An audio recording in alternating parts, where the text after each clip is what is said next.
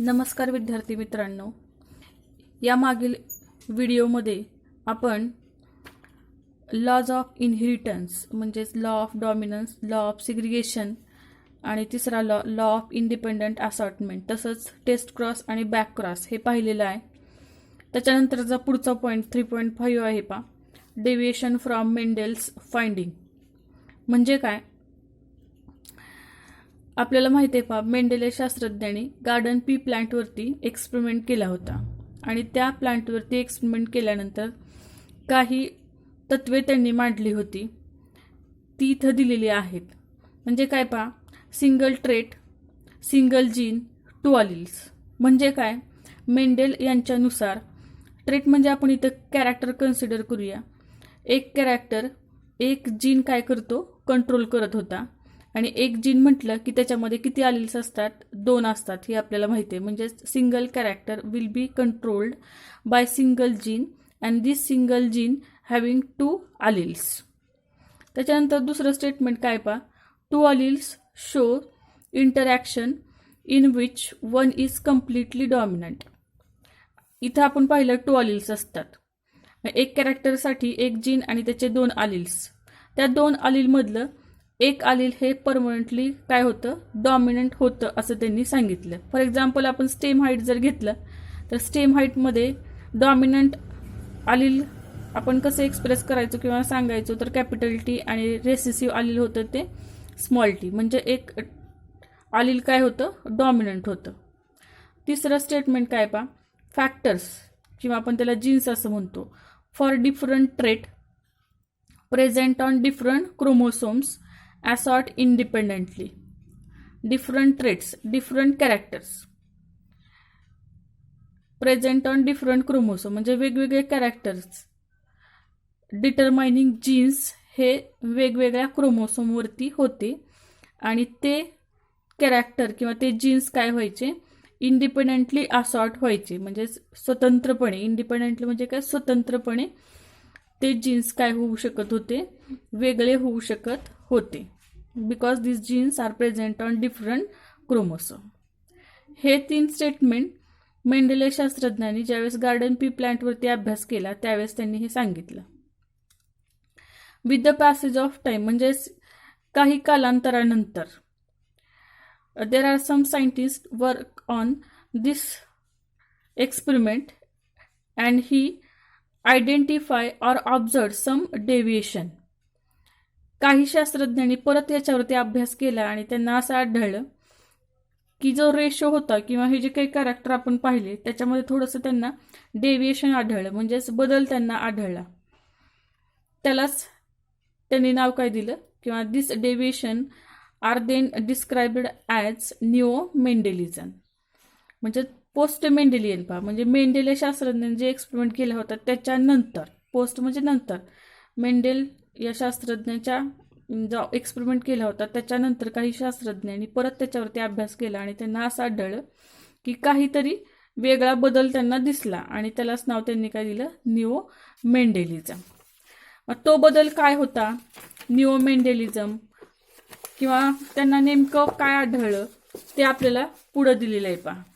म्हणजेच do you know मध्ये दिलेलं आहे पहा. दिस डेव्हिएशन्स आर मग ते बदल काय होते तर single trait single gene 2 alleles showing interaction like codominance and incomplete dominance.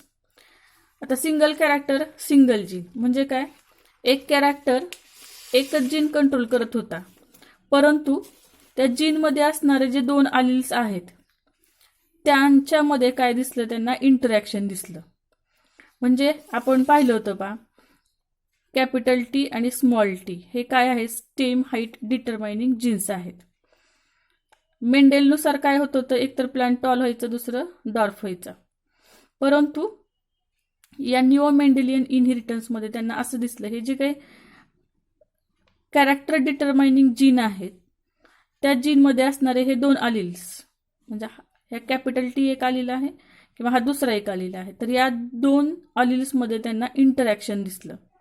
म्हणजेच काय single trait single gene and this 2 alleles shows interactions like codominance and incomplete dominance. आता कोडॉमिनन्स, इनकम्प्लीट डॉमिनन्स म्हणजे काय हे आपण सेपरेट उदाहरणाने पाहणार आहे. त्याच्यानंतर दुसरं स्टेटमेंट काय, त्यांना बदल दुसरा कुठला आढळला, single trait, single gene, more than 2 alleles, that is multiple allelism. म्हणजे काय,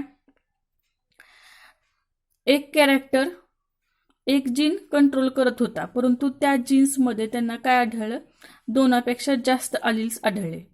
आता मेंडेल यांच्यानुसार एक जीन आणि त्याच्यामध्ये अलिल्स किती होत्या, 2 होत्या, एक डॉमिनंट आणि दुसरं रेसेसिव्ह. परंतु या न्यू मेंडेलियन इनहेरिटन्समध्ये काय होतं, जीन एकच होता, परंतु त्याच्यामध्ये 2पेक्षा जास्त अलिल्स त्यांना आढळून आल्या.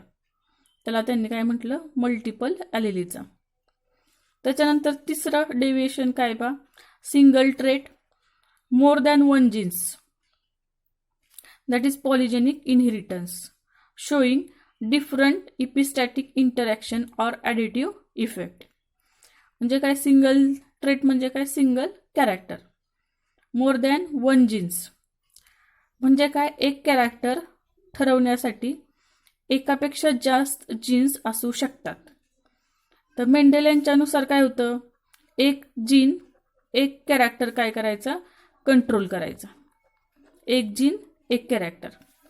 परंतु न्यू मेंडेलिझममध्ये काय आढळलं त्यांना, एक कॅरेक्टर ठरवण्यासाठी एकापेक्षा जास्त जीन्स असू शकतात. त्याला नाव दिलं त्यांनी पॉलिजेनिक इनहेरिटन्स. हे तिसरं डेव्हिएशन. आणि चौथं डेव्हिएशन काय होतं पा, single gene influencing many traits, that is pleiotropy. Single gene influencing many traits म्हणजे काय, एक जीन अनेक characters at a time control करू शकतो, त्याला म्हणायचं single gene influencing many trait. म्हणजे जीन एकच आहे, परंतु तो काय करू शकतो, 2पेक्षा जास्त कॅरेक्टर ॲट ए टाइम काय करू शकतो, कंट्रोल करू शकतो. त्याला म्हटलं प्लिओट्रॉफी. आता प्लिओट्रॉफी म्हणजे काय हे पण आपण पाहणार आहे. तर हे काही डेव्हिएशन्स न्यू मेंडेलिझममध्ये आढळलेले आहेत. आता याच्यावरती एक्झाम्पल्स काही सोडवून दिलेले आहेत त्यांनी. आता हे कशामुळे आढळलं, हे जे काही डेव्हिएशन्स आहेत किंवा हे जे बदल त्यांना आढळले, तर हे कशावरून आढळले, दे ऑब्झर्व्ड सम इंटरॅक्शन बिटवीन जीन्स. त्यांना असं आढळलं की हे जे जीन्स आहेत क्रोमोसोमवरती, त्यांच्यामध्ये काय होतंय, इंटरॅक्शन होते. मग ते इंटरॅक्शन कुठल्या प्रकारचे होते, 2 प्रकारचे होते. म्हणजेच इंट्राजेनिक इंटरॅक्शन आणि intergenic interaction. Intragenic and intergenic interaction म्हणजे जे जीन्स होते त्या जीन्समध्ये इंटरॅक्शन झाल्यामुळं हे आपल्याला नवीन डेव्हिएशन पाहायला मिळालं. तर इंट्राजेनिक इंटरॅक्शन म्हणजे काय पहा, this interaction occurs between the genes or the interaction occurs between alleles of same gene. Alleles of same gene. Example, incomplete dominance आणि codominance. म्हणजे काय पा, interaction occurs between alleles of same gene. तर समजा gene एक आहे, alleles of same gene. आता हे एक जीन आहे, आपल्याला माहिती आहे एका जीनचे जनरली एका जीनचे 2 alleles असतात, 2 अलिल्स असतात. आणि या अलिल्समध्ये त्यांना काय दिसलं, इंटरॅक्शन दिसलं. म्हणजेच हे अलिल्स एकमेकामध्ये इंटरॅक्शन दाखवत आहेत असं त्यांना आढळलं. त्याला म्हणायचं काय, intragenic interaction occurs between alleles of same gene. एकाच जीनमध्ये जे अलिल्स असतात त्यांच्यामध्ये त्यांना काय दिसलं, इंटरॅक्शन दिसलं. Example, incomplete dominance and codominance. त्याचबरोबर आणखीन एक एक्झाम्पल आपल्याला याच्यात शिकायचं आहे, मल्टिपल अलिल्स. म्हणजे इंट्राजेनिक इंटरॅक्शनमध्ये आपल्याला 3 एक्झाम्पल शिकायचे आहेत की ज्याच्यामध्ये काय होतं, जीन एक त्याच्यामध्ये असलेले जे अलिल्स आहेत या अलिल्समध्ये आपल्याला काय दिसतं, इंटरॅक्शन.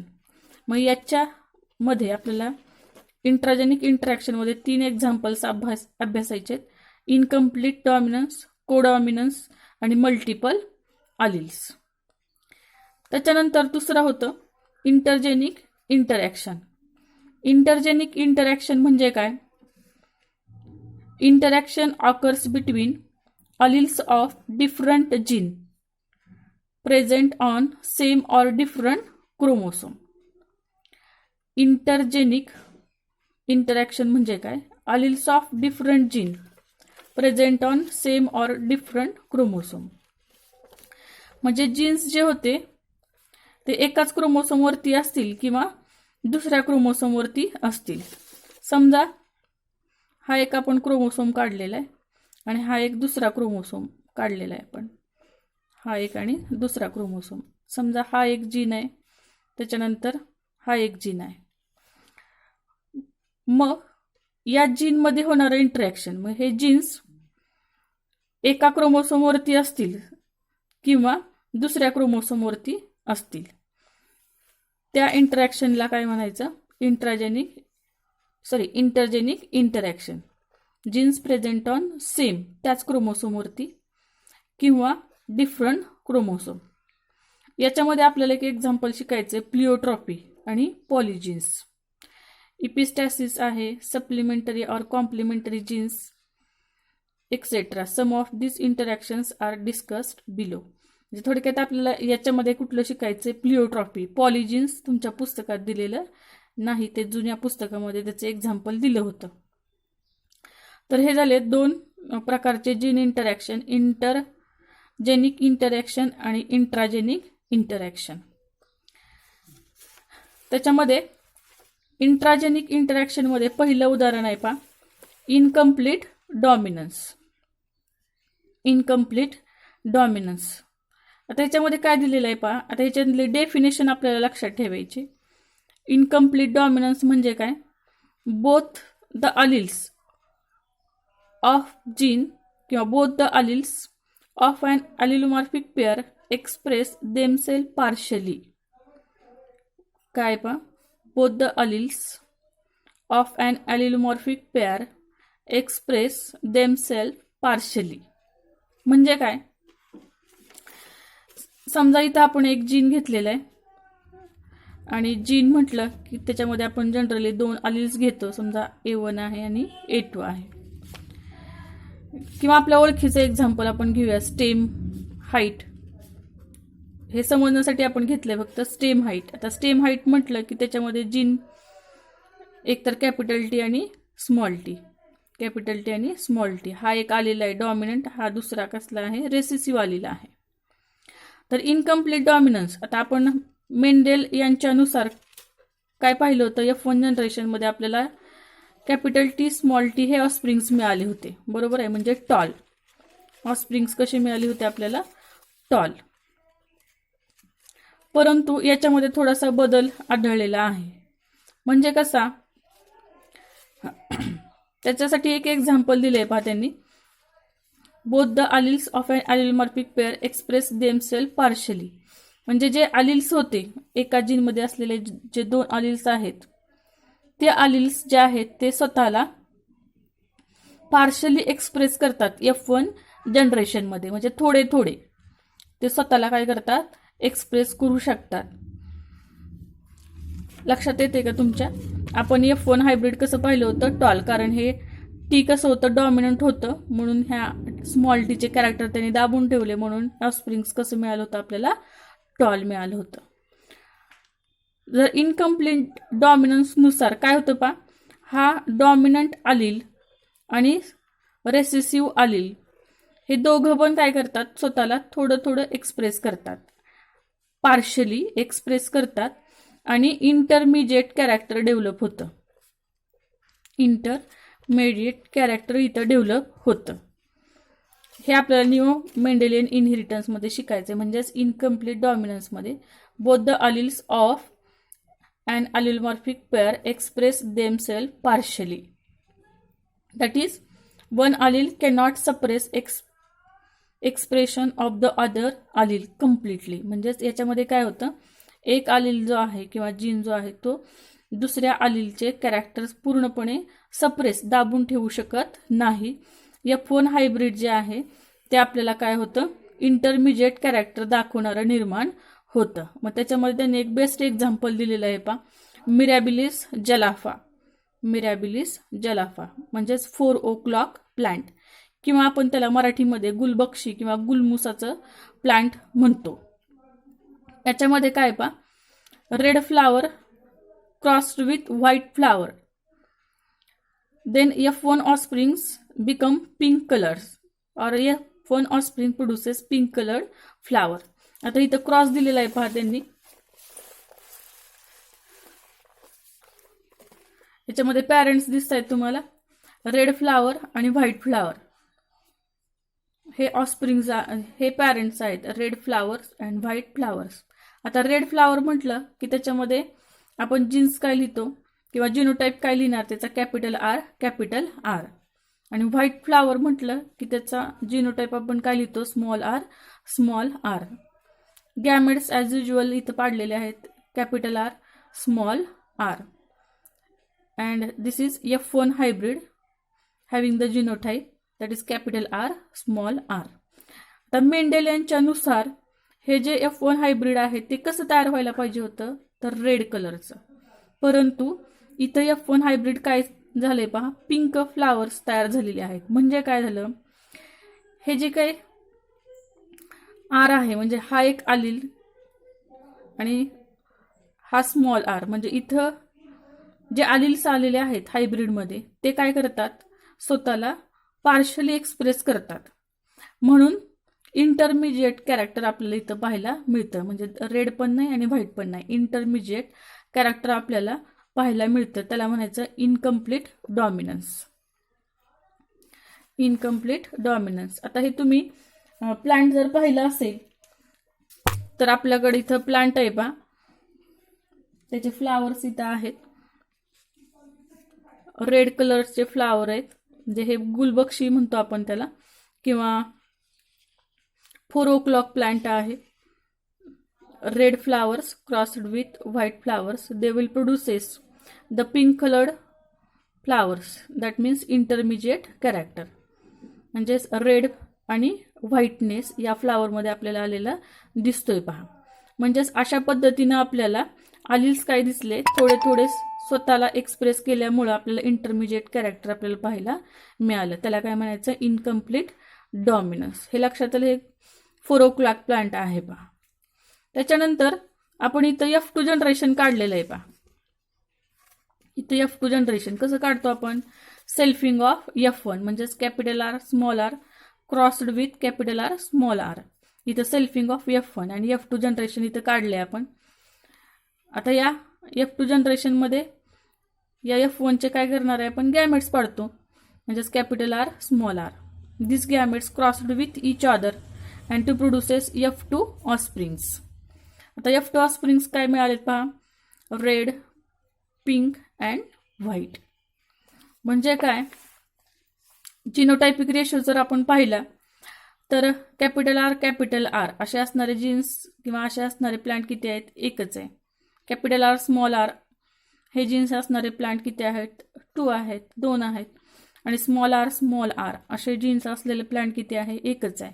म्हणजे जिनोटायपिक रेशो काय झाला, 1:2, 2:1.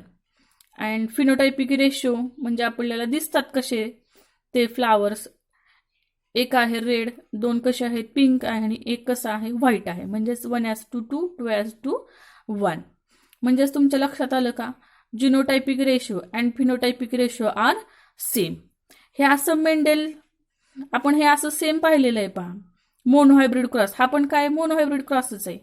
आपण मोनोहायब्रिड क्रॉस पाहिला होता, त्याच्यामध्ये असा रेशो आला होता का.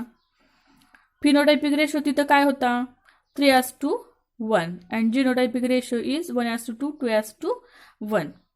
पण इथं आपल्याला बदल काय दिसतोय, जिनोटायपिक आणि फिनोटायपिक रेशो काय आहे, सेमच आहे. म्हणजेच काय 1:2, 2:1 हा आपल्याला बदल पाहायला मिळाला. इनकम्प्लीट डॉमिनन्स म्हणजेच अलिल्स become express themselves partially in F1 hybrids called as incomplete dominance. त्याच्यानंतर पुढचं उदाहरण आपल्याला पाहायचंय कोडॉमिनन्स. आता कोडॉमिनन्स म्हणजे काय पहा, पुढचं उदाहरण आपल्याला पाहायचंय कोडॉमिनन्स. आता कोडॉमिनन्स म्हणजे काय? Both the alleles of an allelomorphic pair express themselves equally in F1 hybrid. म्हणजे काय? F1 हायब्रिडमध्ये, आता इथं पहा, हे F1 जनरेशन आहे किंवा F1 हायब्रिड आहे. F1 हायब्रिडमध्ये जे अलिल्स येतात ते काय करतात? स्वतःला इक्वली काय करतात? एक्सप्रेस करतात. इक्वली म्हणजे दोघं पण, किंवा हे दोन जीन मध्ये असणारे जे अलिल्स आहेत ते स्वतःला इक्वली सारखेच काय करतात? एक्सप्रेस करतात. त्याला म्हणायचं कोडॉमिनन्स. कोडॉमिनन्स म्हणजे काय? Both the alleles of a gene or both the alleles of allelomorphic pair express themselves equally in F1 hybrids. F1 हायब्रिडमध्ये जे अलिल्स येतात ते स्वतःला काय करतात? इक्वली सारखेच एक्सप्रेस करतात. त्याला म्हणायचं को डॉमिनन्स. आणि जे अलिल्स आहेत त्यांना काय म्हणायचं? कोडॉमिनंट अलिल्स. आता इथे एक एक्झाम्पल दिलेलं आहे पहा. Hair colour or such a type of example generally occur in cattles. आपल्याला कॅटल्समध्ये हे एक्झाम्पल्स आपल्याला व्यवस्थित पाहायला मिळतं. म्हणजे इथं क्रॉसिंग केलेलं आहे पहा, तुमच्या लक्षात येत असेल क्रॉस कसा केलेला आहे. Red coloured cattles crossed with white colour cattles. म्हणजे हे रेड आणि व्हाईट काय आहे तर स्किन कलर किंवा हेअर कलर आहे त्या कॅटल्सचा.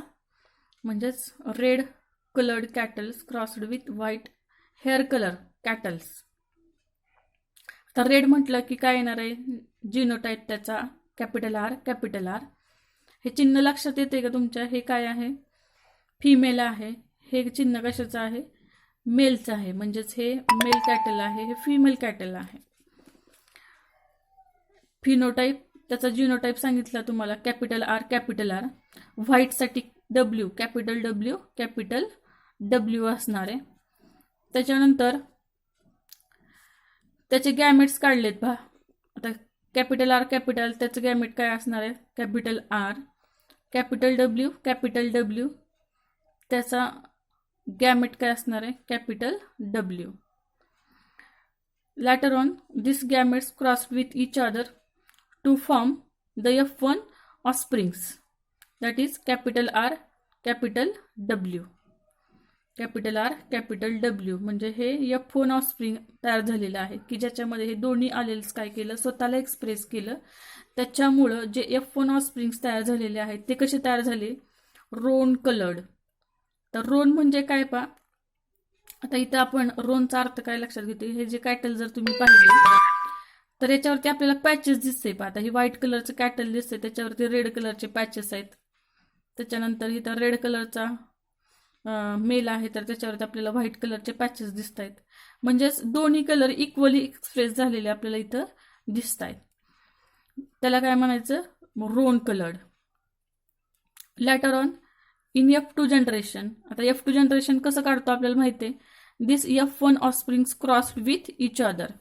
हे F1 ऑफस्प्रिंग्स काय केले? आपण एकमेकाशी क्रॉस केले आणि आपल्याला काय मिळालेलं इथं? F2 generation. आता F2 जनरेशनमध्ये आपल्याला ऑफस्प्रिंग्स कसे मिळालेत पहा. कॅपिटल आर म्हणजे red colour, 2 R roan coloured and 1 is white colour. म्हणजेच फिनोटायपिक रेशो कसा झाला?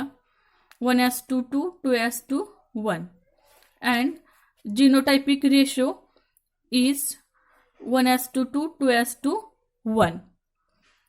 That means phenotypic and genotypic ratio are same. Here again in codominance genotypic and phenotypic ratio